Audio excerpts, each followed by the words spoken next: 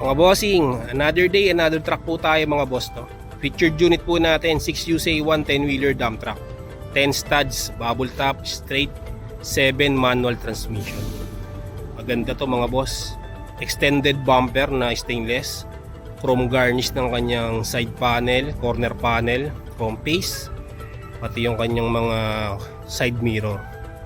Ayan. Swerte boss nang nakakuha nito. Sa pier pa lang naka-reserve na mga bossing. Hindi na kailangang inspectionin pa agad. Ni-reserve agad mga boss.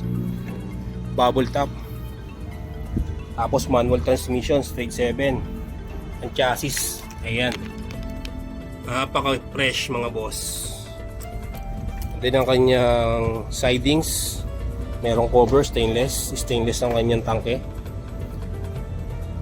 Then Euro 5, merong AdBlue. Stainless din ang kanyang tapalodo. Makakapal yung gulong mga boss. Ayan. Banana type molly original. And then palaka boom. Double differential to. Ayan.